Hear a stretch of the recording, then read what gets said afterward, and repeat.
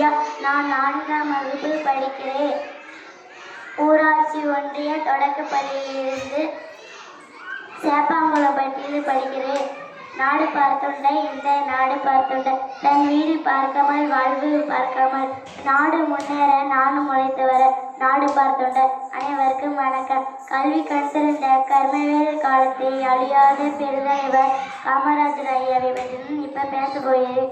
ஊர் விருதுநகர், பேர் காமாட்சி. 1903ஆம் ஆண்டு ஜூலை மாதம் 15 தேதி குமாரசாமி ஐயாவுக்கும் சிவகாமி அம்மாவுக்கும் மகனாக பிறந்தார் நமது காமராஜர் ஐயா. 2 பெருமளையும் பல்லாயிரக்கணக்கான பள்ளிகளை திறந்தார். மதிய உணவு திட்டத்தை கொண்டு வந்தார்.